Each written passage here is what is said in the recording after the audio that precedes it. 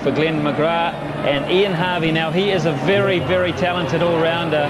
There's not too many weaknesses in his game either. He plays for the Gloucestershire County in England in the off-season, and he's so successful in that side that they won 2 one-day trophies. John Bracewell, the coach there, raves about his ability.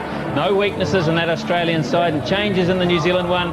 Matthew Sinclair, we weren't going to get too much from Stephen Fleming, were we? Not even David Hooks could get out of him the fact that he may well open. We suspect that he might. We'll have to wait for that. And Robert Kennedy, the 12th man, a new face in the squad. Adam Perori takes his place. Billy Bowden, the umpire, and he's standing at the grandstand end, the commentary box end. And Dave Quested, the local man, will be his partner. And big crowd starting to build up here. A little bit of inclement weather. People perhaps waiting at home, but now that they know the players are out in the middle, they'll flock down, because this is a very big situation, New Zealand. Australia making a couple of changes. Ian Harvey in for his first match on this tour. And that's why the man's at square leg, but he's about 17 feet too short in height. So field number 4 gets its first 6 for the day, and I wonder how many more the old stand will see. Adam Gilchrist did exactly this to Chris Cairns in Dunedin, hooking him fine and hooking him for 6. The New Zealanders haven't learned from that lesson. They're not bowling full enough, not threatening the off stump enough, and that will happen time again if they err. Gilchrist up to 16. And chipped away past point, and will Twos get this one? No, he can't. So more of a steer on that occasion for Gilchrist than a real slash, which he can do with the cut shot. No gully in place, just a deep backward point, but nobody can stop it. What's happening here is that Gilchrist is sitting on the loose balls. In other words, he's keeping out the 2 or 3 good defensive balls, threatening the off stump, and he's waiting for the loose one, which that was. It was wide and short, and he just guided it to the boundary for 4 very comfortably. Wisniewski must look for consistency. Gilchrist has helped himself to a boundary in each of the last 4 overs, and that completely takes the pressure off Mark Waugh and the scoring rate. And add another one to the list. It's not good from a New Zealand point of view. 53 without loss. Here he comes, and there it goes. Wasn't too hard to predict, and he's got it exactly in the sweet spot, Adam Gilchrist. 50 in no time at all. Marvellous shot. Great 50. 52 off just the 43 balls. Adam Gilchrist does it again for the Australians. They're away to another flyer. And have a look at the feet movement here. Backed himself. Big 6. I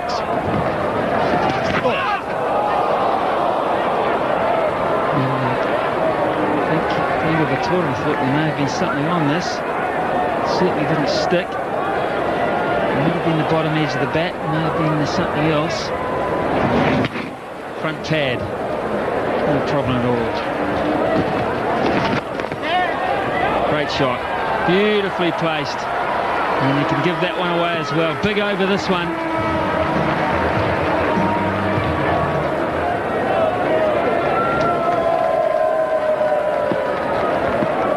Bit of chat between Chris Cairns, mid-off, and Scott Styris. A few thoughts from the experienced old pro. Mid-off. Gone again. What a beautiful shot that is. Into the crowd for 6. Marvellous shot.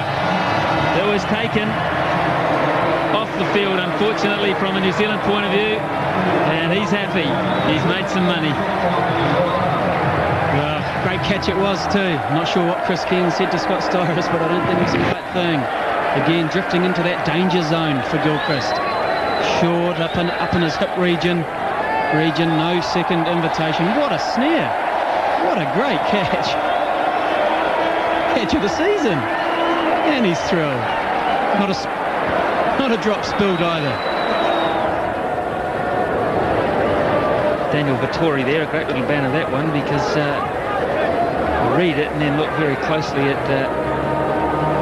the illustrated side of it. that was very predictable. Mid-on and mid-off are up, and Gilchrist, I think, is just waiting to get the chance to come down. And that is 100 up for Australia, and we're still in the 15th. Yes, and it's all happened inside the first 15 overs, and there he is again on the charge, backing himself against the medium pace of Styrus. Another very clean shot. You can see there, Bill, of course, when every bowler seems to be under pressure. Well, there we go, and my word, that's just a skimmer. Gilchrist in great form at the moment. Well, look at this. There's the current. Look at that 6 runs per over from here. And here we go. 6 more, folks.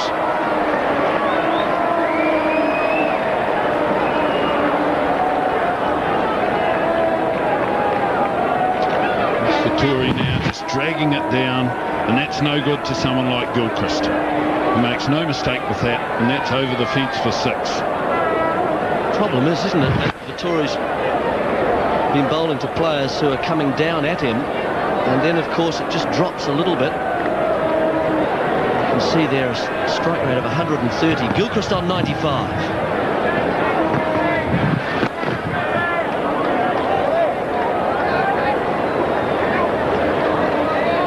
See here, Vettori under pressure to bring the batsman forward has dragged this one down. The batsman stayed at home, and a very good contact. McMillan's now being used and introduced. Doesn't bowl a lot in one-day cricket because of that runs per over. Tends to drag it down a little, likes to bounce people out. Well, we'll see. So we have a look around the field at this stage. You can see 3 in the circle on the offside to Adam Gilchrist.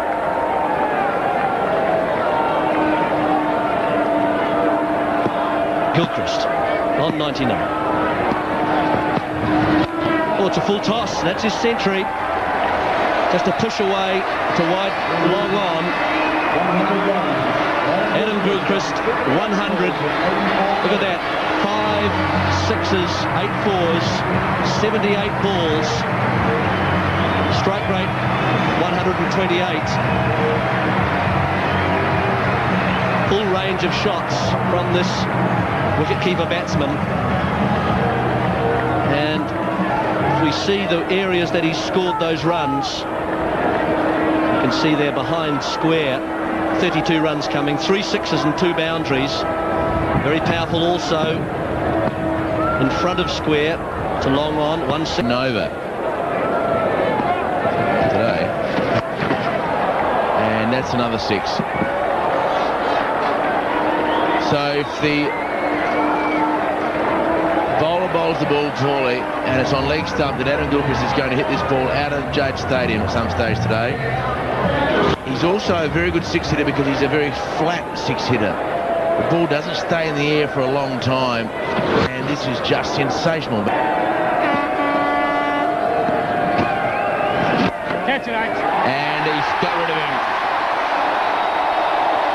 So at last, something memorable has happened. And the previous ball, Gilchrist tried to steer it, and on that occasion he just steered it straight back into the hands of Chris Harris, and he will be so disappointed about being dismissed in that manner. If he was caught on the fence somewhere, or if he was bowled trying to drive, I guess he'd be a little bit more pleased with that sort of dismissal, that mode, but very, very soft. It's the last ball of the over, and you felt that he was looking to just push a single down the ground. It wasn't there, and Harris gets his very famous caught and bowl. Gilchrist 128, Australia 189.